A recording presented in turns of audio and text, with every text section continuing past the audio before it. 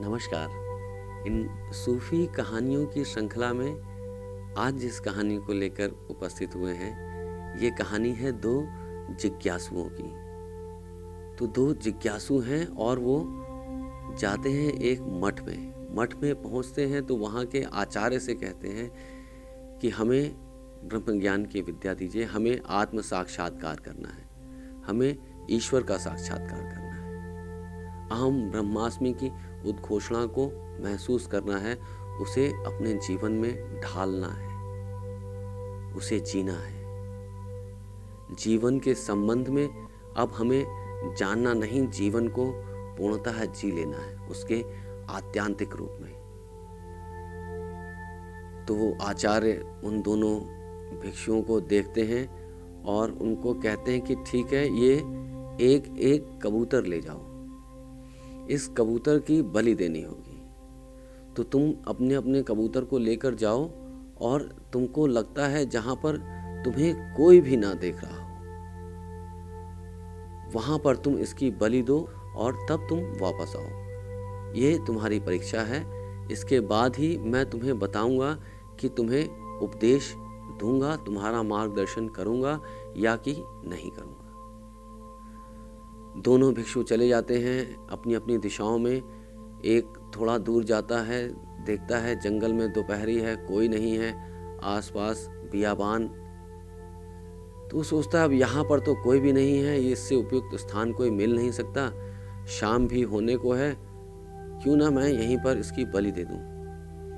तो वह उस कबूतर की वहीं पर जंगल में एकांत में, जहाँ कोई नहीं देख रहा होता है, उसकी बलि दे देता है और वापस मठ में पहुंच जाता है अपने आचार्य के सामने और कहता है, देखो मैंने उसकी बलि दे दी और ऐसी जगह पर दी जहां पर कोई भी देखने वाला नहीं था। और वहीं जो दूसरा भिक्षु है वो जाता है, ढूंढता है, स्थान स्थान भटकता है, लेकिन उसे ऐसी कोई जगह मिल नहीं पा रही होती।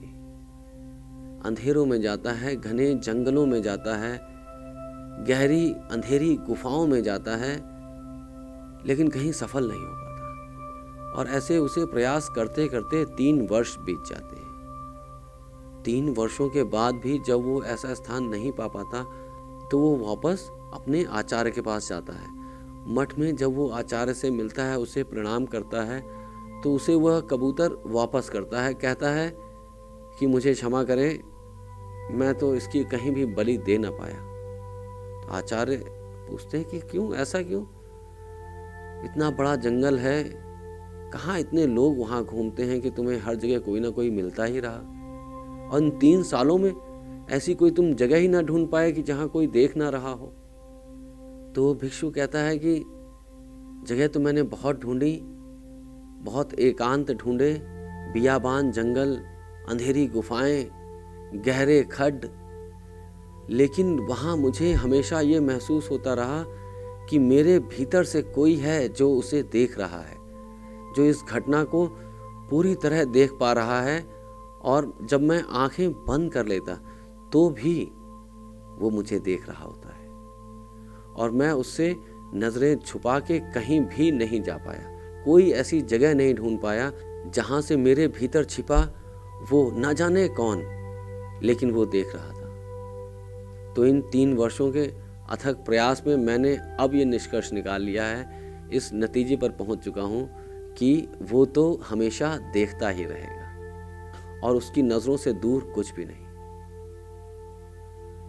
वो आचार्य, वो गुरु उसे गले लगा लेता है और कहता है कि यही जागरूकता चाहिए इस मार्ग पर आगे बढ़ने के लिए जो तुम में है, और तुम्हें मैं इसीलिए स्वीकार करता हूँ क्योंकि तुमने सतत ये ध्यान रखा कि तुम्हारे भीतर एक जीवन भी है। तुम मात्र आंखें या तुम मात्र विचार नहीं हो, तुम मात्र भाव दशाएं नहीं हो, तुम उससे कहीं गहरे जीवन हो जो शाश्वत है, जो 3 साल पहले भी जैसा था आज भी वैसा है।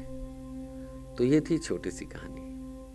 तो देखें, कहीं हम भी अपने जीवन में कहीं ऐसा तो नहीं सोचते कि अंधेरों में या अकेले में हमें कोई नहीं देखता। क्योंकि गौर करें, कम से कम हम तो खुद देख ही रहे होते हैं और हमारे मार्फत, हमारे भीतर वो हमें देख रहा होता है।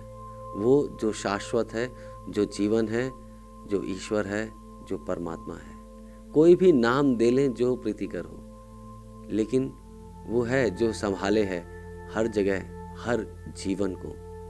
और यही जीवन है जो हम सब में फैला हुआ है। हम उसकी प्रतिछवि अलग अलग दिखते हों, हम उसकी अलग अलग लहरों की तरह दिखते तो हों, लेकिन हमारे भीतर, हमारे अंदर एक ही सागर, एक ही जीवन फैला हुआ है। वही धड़क रहा है हम में, पेड़ों में, इन पत्थरों में, इन 10 दिशाओं में। 10 तो क्या, इन 11 दिशाओं में। तो सब जगह वही जीवन है जो धड़क रहा है हमारे भीतर, आपके भीतर। और जब हम गहरे में इतने जुड़े हुए हैं आपस में, तो फिर द्वेष कैसा, ईर्ष्या कैसी, आपस में एक दूसरे पर क्रोध कैसा, एक हाथ अपने दूसरे हाथ से कैसे दुश्मनी मोल ले ले, आपस में हम खुद ही कैसे लड़ लें। तो हम अगर उस जीवन के स्तर पर जीना शुरू कर दें, तो देखिए हमारे आपस में संबंध कितने मधुर होने लगेंगे। क्योंकि हम अपने से शुरू होंगे तो कहीं ख़त्म ही नहीं होते, एक दूसरे के भीतर से होते हुए समग्र में फैल जाते हैं, एक हो जाते हैं। तो जब एक ही सूरज चमक रहा है अलग अलग आईनों में, अलग अलग फ्रेमों में, तो फिर फ्रेमों का भी आनंद लें, क्योंकि झलक तो हम ही रहे हैं, तुम में भी, हम में भी। तो यूं ही मधुर संबंधों में मिलते रहेंगे अगली कहानी में। तब तक के लिए नमस्कार।